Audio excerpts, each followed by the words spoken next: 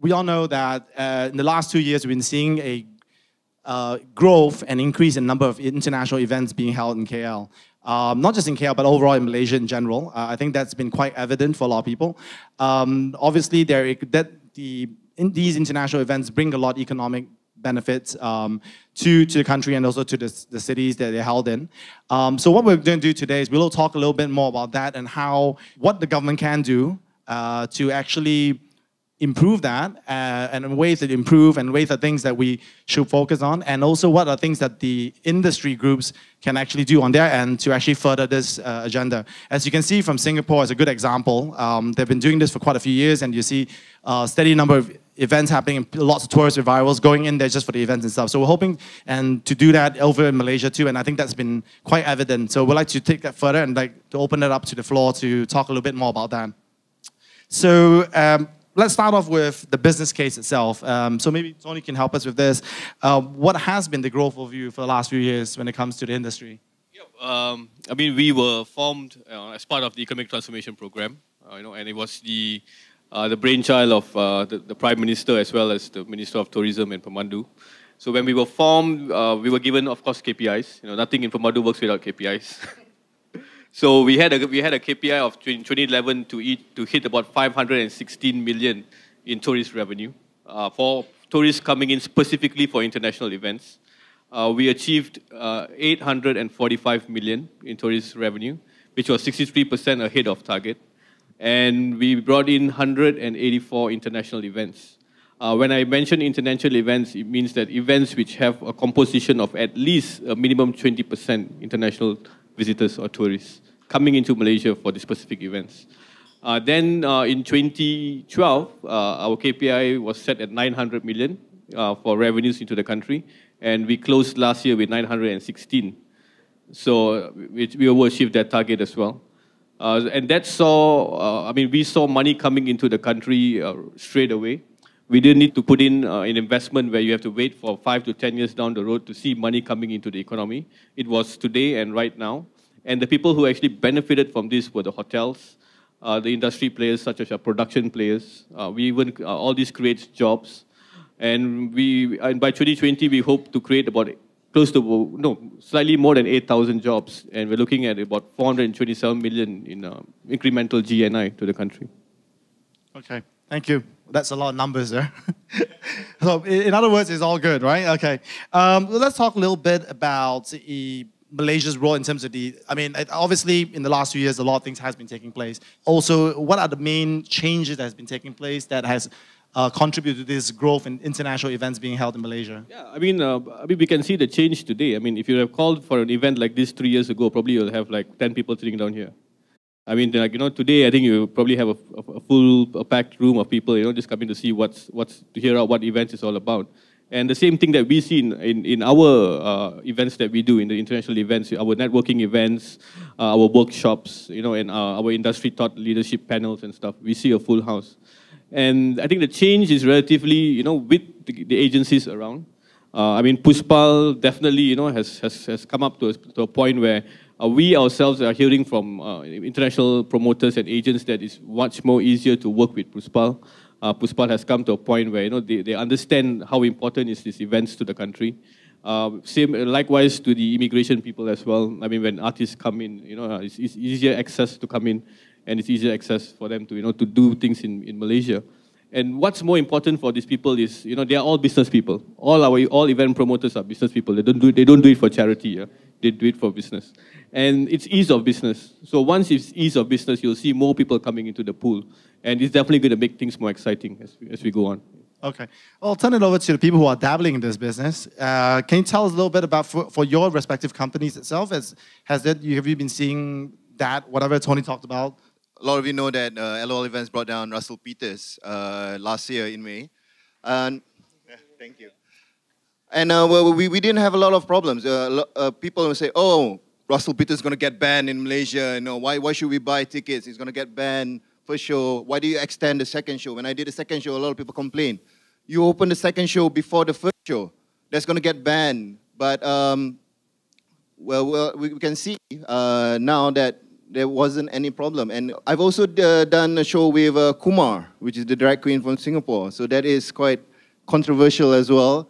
But we got through. There wasn't any complaints. So I can really say that things are, maybe Malaysia is maturing. We realize that the entertainment scene is needed in the country and it can contribute to the economy. So we had a lot of people who actually didn't believe it was going to happen. Like, oh, how can you bring these many acts? Are you sure all these acts can get approved? And we had that issue going on, but we had the right stuff, we had the right papers, and it actually did happen. So the confidence of people this year around is a lot better. Even for sponsors, when we go to sponsors and we say, hey, look, we're bringing this act down and we'd like you to come and take part in it. A lot of the sponsors, sure or not? Sure or not, this act can come? Betul ke? You know? But yeah, they came. So far, no issues. As long as everything is above the line, we're all good. Yeah. And just to add on to a few numbers, right? Future Music brought in 30 million to the country last year. Russell Peters brought in 15 million to the country last year. Let's talk a little bit more also on the industry itself. Obviously, Singapore is always a benchmark that we compare against. How do you think KL as a destination, or Malaysia as a destination compared to Singapore when it comes to international events? In terms of the ticket pricing, in terms of the interest of acts to come over here. I mean, as a business overall, do you find it easier to do business over here in terms of bringing acts over? Okay. Southeast Asia is Singapore. That's it. So like, oh yeah, we're going to go Southeast Asia, Singapore, and then we're going to go to Australia and do 10 dates there. So it's always slightly difficult for us to convince agents that Malaysia is the right destination, we have the right infrastructure. The other issue that we have is currency. Currency is definitely not on our side. So we have to be a sponsorship-driven market. It's very tough to do an event without a sponsor and actually come through or even break even. So we have to depend on sponsors to ensure that it happens, that we get it done. I mean, I agree. One of the biggest challenges is always the currency. When acts tour, let's say, Australia, and then they come to Singapore, they will charge the same amount as they charge Malaysia. But when we see the currency, we have to pay pretty much triple the price. And can we charge as much as Singapore? No, we can't do that because the purchasing power in Malaysia is lower. So we always have to face a very difficult P&L to it. But on the other side, Malaysia is a great tourist destination. There's a lot of shopping here. We are able to compete with Singapore in terms of bringing tourists in. That's what I believe. It's just a matter of whether we can compete in terms of the numbers. Well, just to pick on a little bit of what you were saying earlier. So you guys work in two very different entertainment fields, obviously comedy and then live music and dance. But more specifically, how have you been able to make the P&L work for you guys, given the disadvantage of the currency? Has there been lots of support from the government? What else the government can do to support? What are some of the things that you guys, the industry, and I mean, you guys are representations of that, but what else can you guys, do you feel, how you've been able to make it work so far? And what are things that you like to see coming up in the future that might help you achieve that even better? Okay, number one, I think would be infrastructure. We don't have enough venues in KL. And obviously people will get bored if we keep saying, hey, this guy in KL Live, this guy in KL Live, this guy in KL Live. Everybody's going to get bored of KL Live. And we don't have enough venues. Actually, we do have a lot of venues. I was about to say that, yeah. Yeah, we do have a lot of venues, but some of the venues are not properly maintained. We just did a show last week, an indoor stadium that still leaks when it rains. So, things like that, we have issues, trying our best to ensure it. And the other thing is sponsorship as well. Some of the venues don't accept certain types of sponsorship, which affects the P&L greatly because these sponsors use events as a platform to showcase their products or services. Because for me, I have to do indoor shows, and there's not a lot of indoor venues in Malaysia. Even like convention centers, they are extremely expensive. To add on the venues, we do have venues. I mean, we have over 200 venues around Malaysia. I mean, that's multi-purpose. We do have indoor venues. We do have your indoor convention centers, your indoor halls, and stuff like that. But I think what what I think the event organizers are facing is probably a venue which is conducive. I use the word conducive to do events at the particular venue. So I think what we can do, or what we are doing right now, MySEP, or International Events Union, is we are talking to the Perbadanan Stadium Negara. And this agency holds a few of the critical government venues under their arm, and we are trying to find out a way and how we could work on refurbishing these venues on stage by stage, and making it more conducive for international events. Although this will take some time, but and also this comes with a price, because once these venues are up there, they're all brand new and stuff, it's going to cost a lot of money for maintenance, because maintenance is a big part of the entire thing. Okay. So apart from infrastructure, has there been growth in terms of the financial side, in terms of sponsorship, in terms of support financially?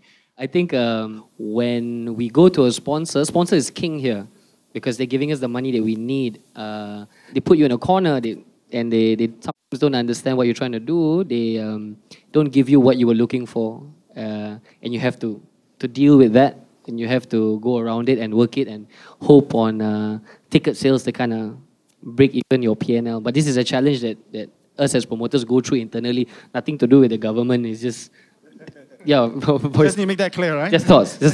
Yes. Okay. Chima, can you tell us a little bit about the last 2 years? What do you think from a consumer's perspective, from a media perspective, from Time Out? Obviously, you guys list all the many events. There's obviously been a lot of increase of releases sent to you. I think for the past 2 years that we've seen is certainly things are getting, we're seeing more and more events. Certainly our music and nightlife events getting fuller and fuller. And what's actually more interesting than having more events in KL is actually we're getting attention that are from outside Malaysia.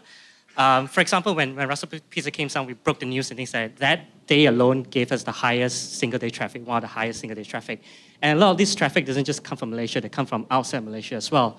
And similarly, whenever we announce an act, for example, Twin Towers Alive and things like that, and we actually get retweets and inquiries from outside Malaysia. And there are these little fan clubs that are all of them outside Malaysia. Whenever they see certain things they're interested in, they retweet for us, and that sort of news kind of grow. And it's nice to see that it's not just confined within Malaysia. We do get attention from outside. But what about choices? Do you see a more variety in terms of the kind of international events being held there? I think what we have right now is more quantity than variety. That is certainly growing, but it's not growing as much as we would like to see. In a magazine, from month to month, from year to year, we tend to sort of can guess what sort of events will come down, and they're pretty much similar. I don't know whether it's because promoters don't take a risk and choosing something different and keep going for the same tried and tested formula, but if you look at it, they're like places like the B, they have different indie acts coming out, and then when you go there, you see the halls are packed, and you realize that they do have markers for this kind of acts, but whether that's profitable or not, that's a different case altogether. But as KL, I think if you want to compete in an international level, we just need a wide variety so that you reach out to a bigger net, a bigger sea of people. Okay. And I guess basically the variety also comes to the challenge in grading sponsorship. Of course, yes. And you need to be, you can't always go all the way out, right? At the end of the day, it's still profit margins business, and things right? like that. Yeah, Yeah. popularity, yes. Yeah, okay. But do you think we're headed in the right direction as far as from a consumer's perspective? I mean, do you think that people out there think that, oh, you know what, it's KL getting more and more exciting as a destination, even for locals or for tourists alike? I think even for the locals as well. And nowadays, of course, you've got this whole invasion of K-pop. So you have K-pop, so you have a lot of Korean bands coming down. But if you look closely at what's happening in KL, you also see a lot of people bringing down Indonesian bands, which not happened a lot 5-6 years back. And these are really, really big ones that have popularity, like your White Shoes and your Mocha and your Malik and the Essentials. So you have the Chinese market, you have the Canton market, you have the English market. So I think even as for local market, we have such a mixed culture, such a mixed language that we are quite a big market in ourselves, because whatever language there's out there, we have a market here. We also have a market for world music. So it can be very lucrative than more we are right now. Okay. What would you think are the things that we can do to actually move us along on that path and that way? Consistency. I think if you compare yourself to Singapore, thing is, there seems to be show happening all the time in Singapore, and sometimes 2-3 shows are being promoted at once. Whereas when you see in KL, you see one big show comes, and then it drops, and you get quiet for a while, and then another big one comes. Although there are small ones in between. But in terms of voice in the market, if you have a lot of shows happening at the same time, it becomes top of mind recall that, oh yeah, this place has a lot of events. And it comes to tourists, whenever they want to go somewhere, let's say, oh, I've got 5 days to spend. Oh, let's go to this place, let's check out whether this place has a lot of events happening. So it's again creating that top of mind, and we have lots of events happening at the same time. It becomes reliable, credible, and people think, oh, there's always events here, so I'll come here and check it out. So I think consistency would help quite a bit. Do you have guys want to say about that? I think, well, it would, I mean, we would definitely love to do events every week if we could, but unfortunately, again, the P&L doesn't work, and Malaysians' purchasing power is not as good as Singapore. I mean, it's not only the currency. A Singaporean can't exactly invest in 4 or 5 cars, 2 or 3 different properties. They don't have that. Where here, Malaysia, all new properties coming up all the time. People are putting their money there.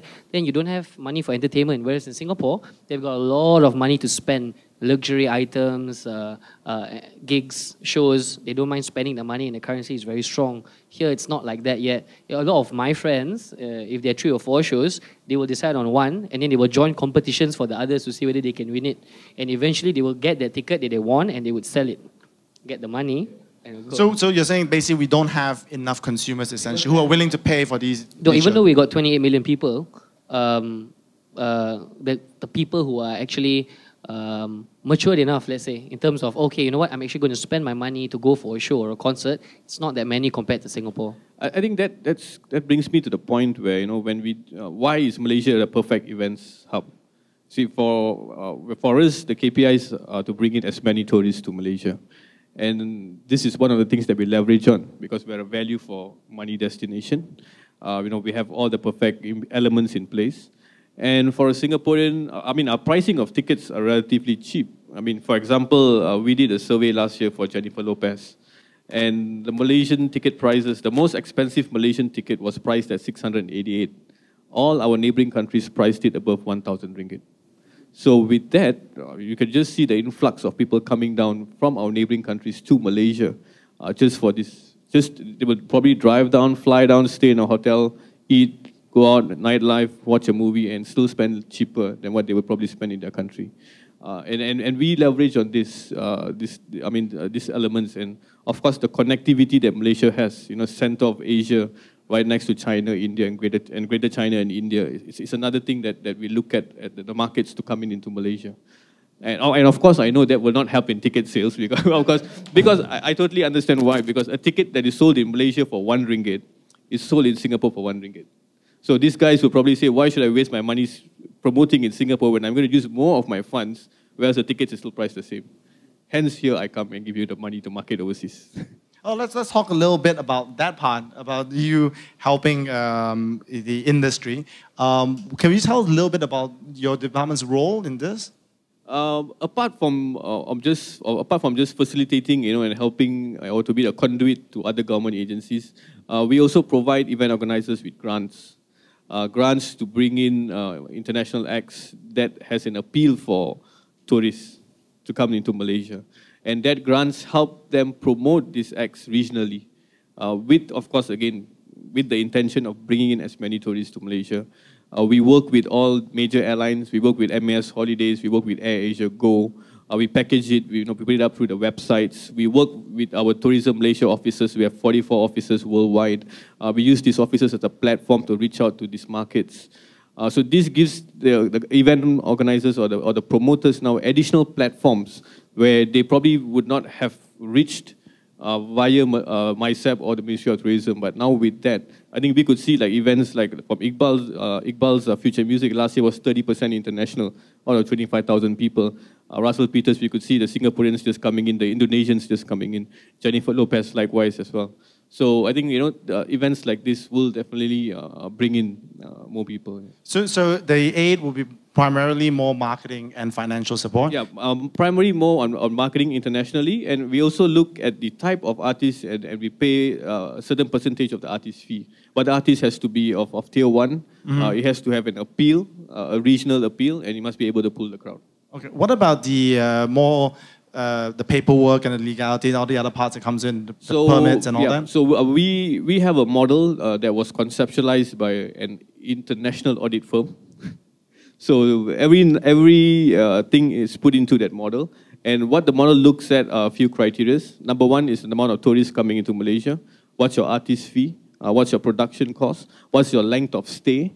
You know, we want to increase length of stay as well.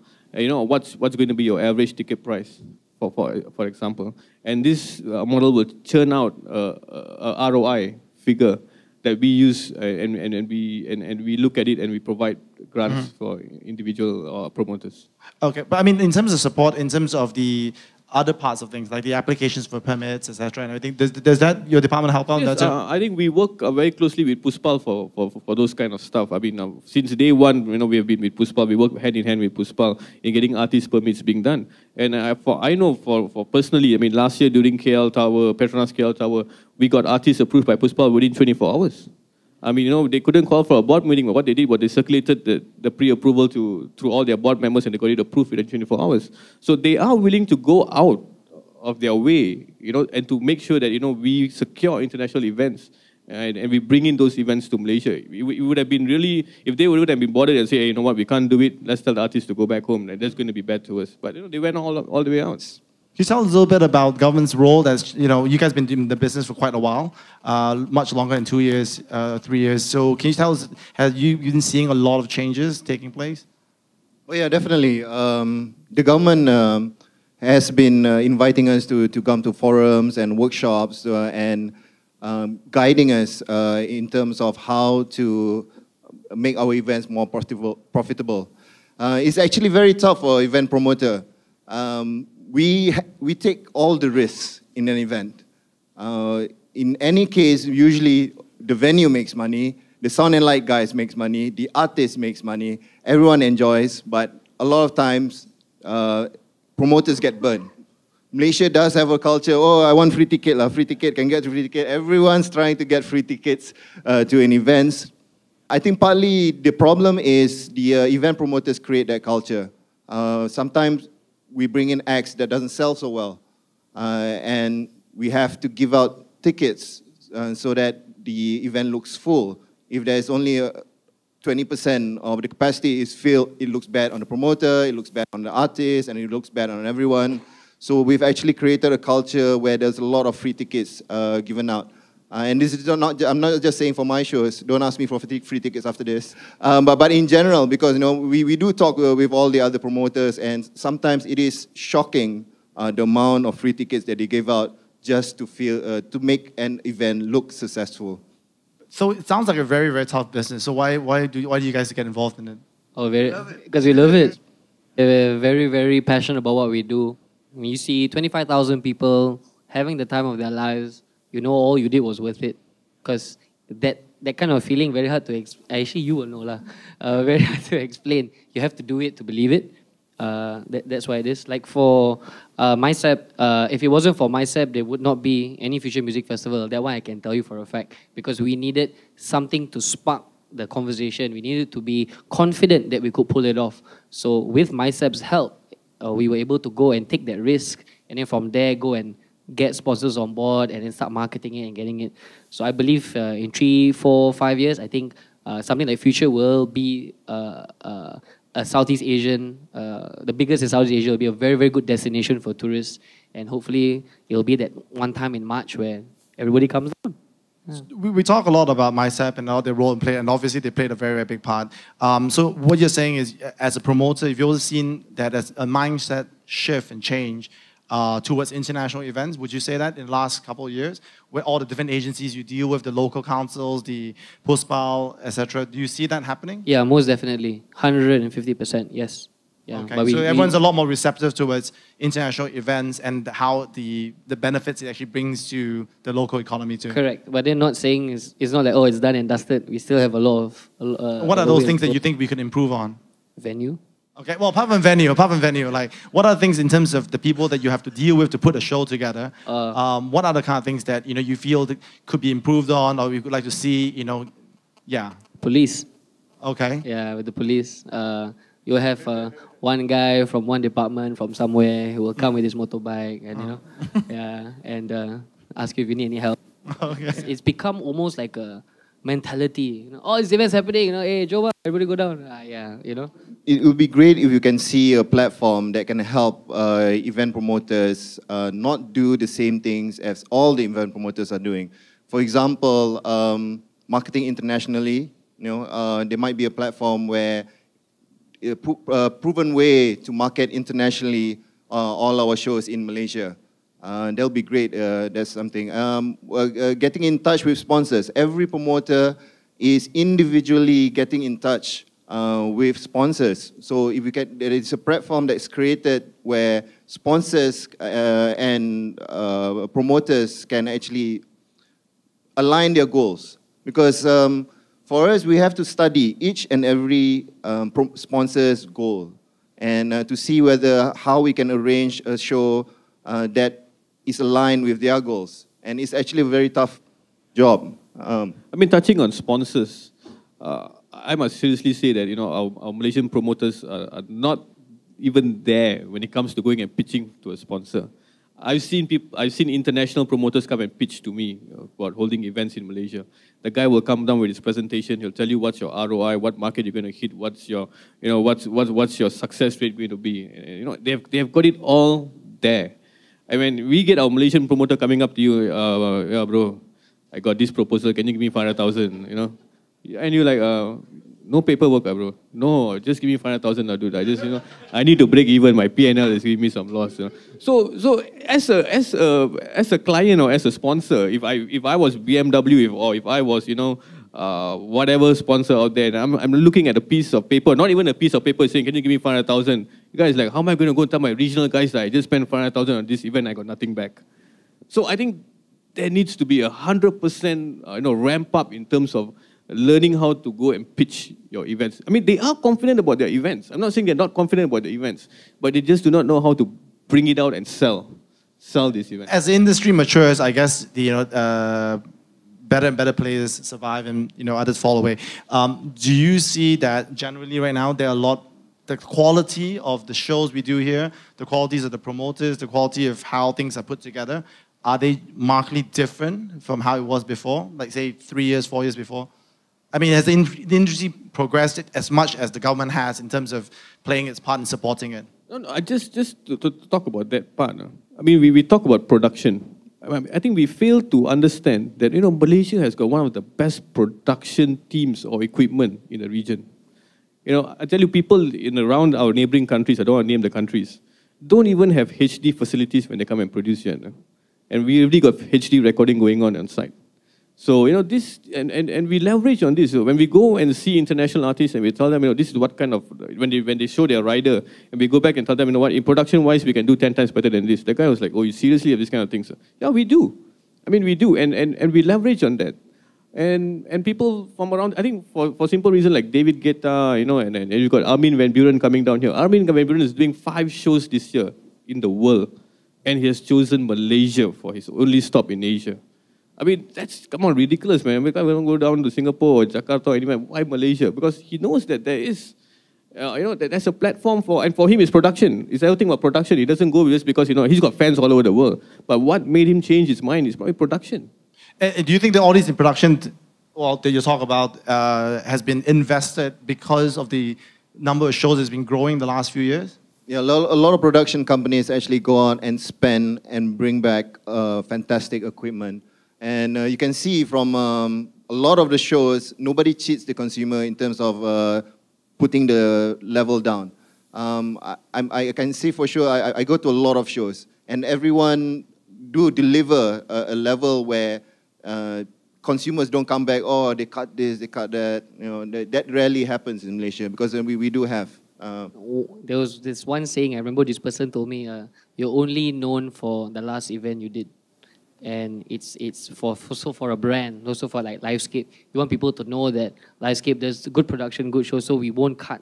We'll try our best to match everything apple to apple. And because of the volume of shows, like as you said, production companies are able to actually go out and invest in more items And actually, to be honest, production companies have to do it. Because if they don't do it, they will die. Because other people are doing it as well. So it's very, very competitive in that production scene, which is good for us. Okay. We have choice. Okay. So you are starting to see a lot of that. So there's a lot of spillover from just, from the shows happening here, and then all downstream, you get a lot of people also investing in this. Do you see a lot more specialization also when it comes to the kind of shows that happens in Malaysia? Do you see that in terms of the, I know you said the variety is not as much there, but in terms of the kind of promoters and the kind of shows they do you see the jack of all trades, someone who does comedy plus live shows plus this, or do you see people specializing and carving their own niches right now? I think there are quite a lot of production companies who specialize in certain shows, and I think that's a good thing as well, because when you specialize in something, you tend to be more well in the scene, and you get better and better acts in KL. And when you get better and better acts in KL, you grow the scene, because then the people who go to shows in KL know what's better, and then it sort of raises the bar, and then the scene just gets bigger and bigger, and that's good there. I think the past few years is also, I think a lot of promoters are getting savvier in terms of marketing as well. Shows get announced earlier and earlier. So when you announce shows earlier, you let the space for it to grow bigger and bigger rather than last minute one. Like for when we first started 5 years ago, it's quite difficult getting information about shows when we want to put together our sections. A lot of shows are not confirmed until about 2 weeks, 3 weeks before. But nowadays, you have shows like Future was 3 months ahead or something. So, and it builds up suspense, because then you can stagger it in such a way that you have the first release, you have the second release, the third release. In that case, you also build out a sort of anticipation and sort of hype around it. I think one thing in that, like I know me and Iqbal does, is we do big shows and we also do the small shows. And the small shows, there's two reasons why we do it. One is to build our brand. Secondly is to create that culture, the culture of entertainment. For me, I like people to go to the small shows where it's very affordable and just enjoy laughing, enjoy comedy. To be honest, the small shows, we don't make as much. We make very little on the small shows. But you still make. we just do it. Again, it's because we love doing it. And we have to, it's a momentum to build. I think in terms of like comedy, speaking of where you started from, when Time Out was first launched in KL in 2008, we decided to pick up comedy as one thing they want to champion. So we started this Comedy Thursday, where we have a regular night every month, the first Thursday of the month, where we'll keep on putting shows non-stop. And then from there, then you can see, we sort of build the audience, and you see a lot of interest. When you see a lot of interest, the things grow bigger, and then you see people more interested, and then you have different players coming in, bringing different flavors, variety of the show, and that's how things grow here. In terms of the business, so now that what you're saying is basically, from what I get from your result, is that there's a lot more interest in going for shows, obviously, because you're doing a lot more shows now. There must be demand for it. So it is a very viable business, would you say, to if someone came to you and said, I would like to go into this business, what would your advice be? And would you say that this is a viable business for, no? Are you asking me to encourage competitors? Well, there are a lot more competition. Would you say that? As a result of what's happening? There's a lot more comedy shows, not just done by me, but by other promoters. To me, just as long as every time someone does a comedy show, they do it well. Because I do not want people to see, this is what a comedy show is like, and standards are low. I actually want my competitors to actually do well in all the comedy shows, to help actually grow the market together. Okay. Sony, can I just ask you a question? In terms of the number of shows has been growing exponentially right now, how many of these promoters out there do you think actually actively seek out the tourist market? Because as I said, the events that we support. Yeah, I mean, not just, do you see how many people do you, I say out of 100%, yeah. Do you think how many percent of that actually come to you and say that, we have the tourists in mind when we put this concert together, or we need to have tourists to make this work? Yeah, because when they come and see me, they know what I want, you see. Yeah, so they already have their tourists in mind. Yeah, okay. But then again, most of them, as I gave an example earlier, for them, a ticket sold in Malaysia is the same as a ticket sold in Singapore, Indonesia, or Philippines. But for them to go out there and to spend that additional resources and funds to bring in that tourist doesn't make sense for their bottom line. So, if you ask me, they will probably not even want to see a foreigner in Malaysia. He probably wants to see a Malaysian. Mm-hmm. But what we do is we encourage them, when we give them certain marketing grants to go out there and to seek these tourists. But I will contest that. For Future Music Festival, and also we do spend heavily regionally. We work with MTV, we News Channel Asia, and we actually do pre-parties regionally to push and drive. Simply because Singapore and Indonesia is actually a very big market, and so because of the lineup of Future Music Festival, it's exclusive in one billing, in one lineup in one country. So what happens is the Indonesians start ramping about it. Like, hey, want to come? Travel packages are happening, and in turn, it actually benefits us. So we have tour companies who says, okay, look, I want to be your official tour company for Singapore or for Indonesia, and I will pay you to be that per package sold. Okay. So it's revenue for us as well, and also we are able to achieve our KPI. With MySap, so we are doing pre-parties, and so the way you approach it, essentially, the entire region is your market. correct. And right from the get-go, that's how you approach Correct. it. And that is Future Music Festival Asia. It's like Rockaway Okay. is a totally different platform. Okay. Yeah. So what in terms of all these partnerships you have, the tourist agency, do you find that can that process be a lot more smoother in terms of getting people to come over in terms of locally? Of course, but it's about momentum. So you have to keep constantly doing shows. You have to keep showing that these shows have quality, and you have to be very smart with your marketing. Everybody's wired nowadays, so digital is very, very big now. So as long as you keep doing it constantly, then hopefully, ideally, every promoter wants to reach that moment where you've just hit this point where, okay, hey, look, Future Music Festival in Asia is happening. You haven't even announced the lineup, and people are buying tickets. That's what you want. But in order to do that, it's very, very challenging, as money, cash flow is very, very tough. Okay. Well, the other question I actually have is a question that a lot of people who are not in the industry tend to always ask, and I get asked this a lot, is that how come promoters don't really partner with other promoters? How come everyone seems to be doing their own thing, and they're kind of secretive about stuff, and when you ask them a week before they announce something, do you have anything you're working on? No, nothing's happening. The next week they announce something is happening. Why is that the case? We do compete. We do compete when we want to bring a certain act. Not just one promoter wants to bring a big act to Malaysia. There will be maybe 6 to 10 to 12 other promoters possibly trying to get the same act. So this gives the bargaining power to the agents, to the artists. Whether we can work together or not, I don't know, because we're competing, and the fact is, not every act will sell. And there are certain acts that is like, oh, this one will definitely sell. David Guetta in Malaysia sell. Tiesto definitely sell. The Russell Peters will definitely sell. And these are the ones that everyone's fighting for. So there must be a certain secrecy, and we don't want to be outbid.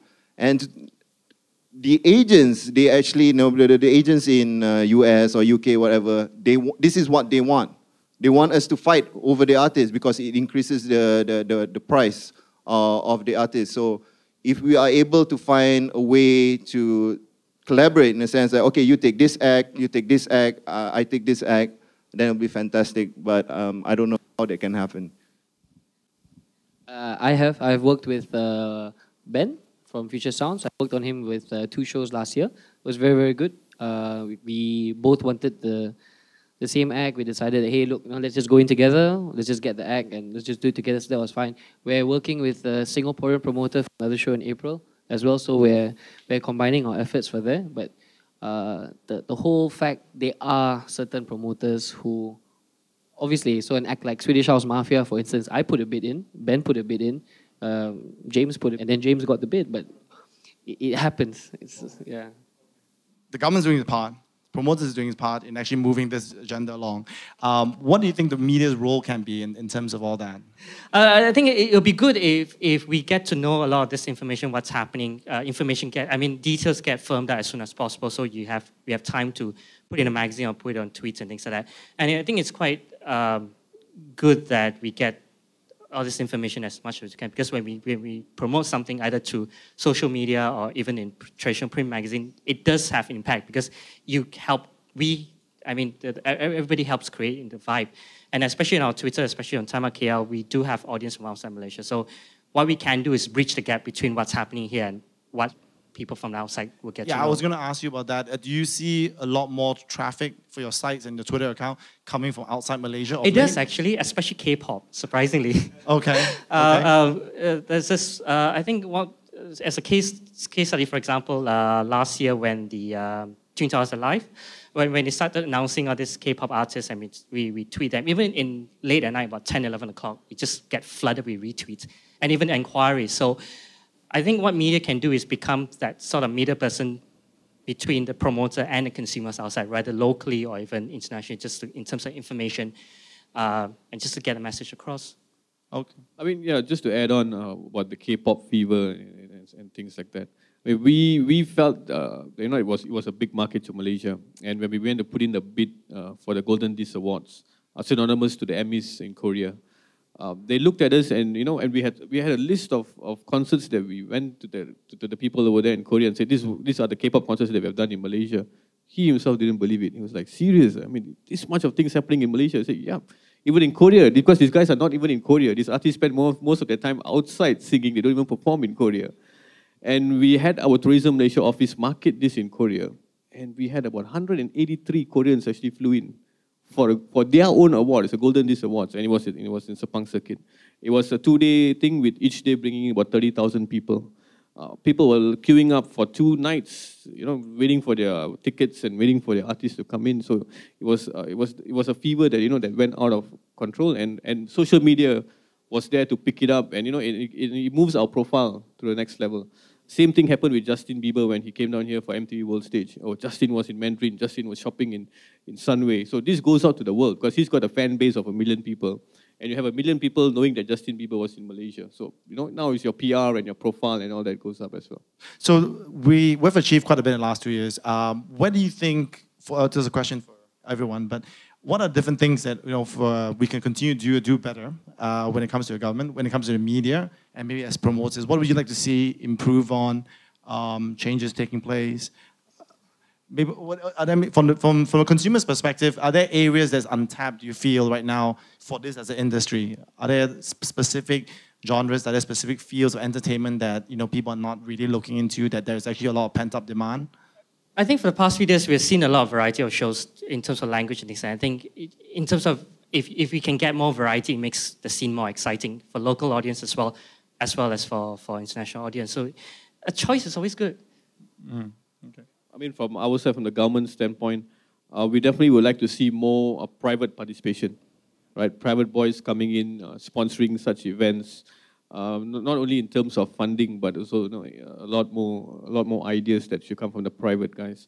They should be able to conceptualize new festivals, because for me, I always feel music festival is the way to go, rather than a one-off artist. Because a one-off artist is you come down here and bang, that's about it.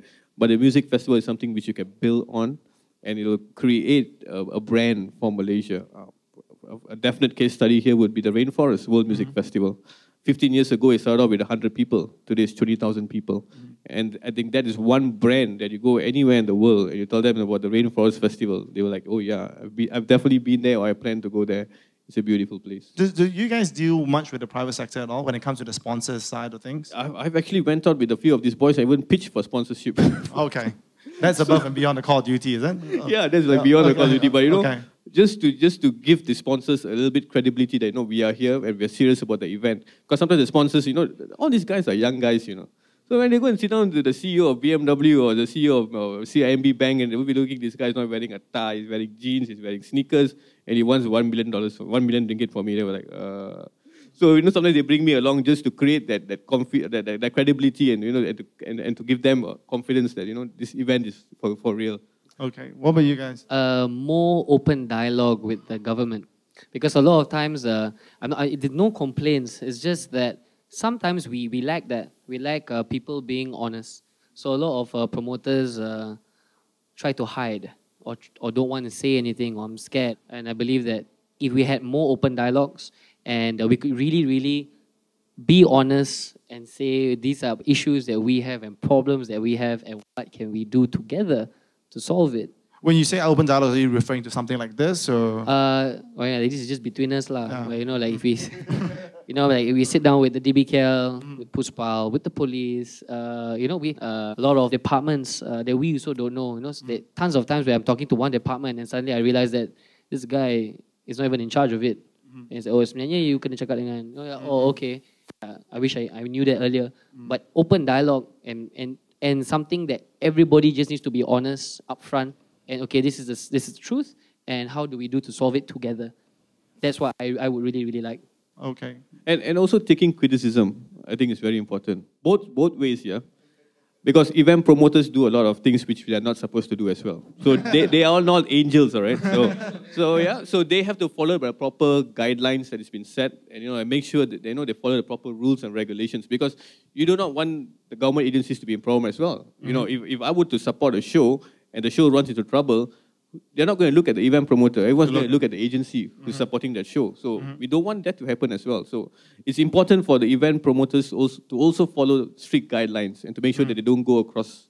Well, what do you guys think about the guidelines, though? Well, guidelines are there for a reason. There's the prepared text you have, right? Well, to be honest, if we were to follow 100% of the guidelines, even especially for me and for my industry and what I do, you know, there won't be any shows.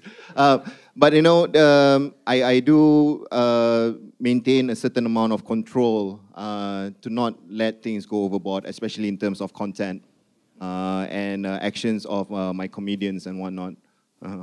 But coming back to your question there earlier, for my industry, I really feel that Malaysia is a very good platform for stand-up comedy, simply because the number of English speakers in the country. In terms of the growth on the industry, we are way ahead of countries like Thailand, Indonesia, Philippines, or even Hong Kong. I can't say the same with Singapore. Singapore is growing very rapidly as well in terms of the industry of stand-up comedy. If you see Australia, UK, US, they are 1,000 times bigger than us. So since we have that lead in creating an industry which I think is very viable for growth, I'd like everyone to give their support. And we might, someday we will produce world-class comedians and have Malaysians make the rest of the world laugh.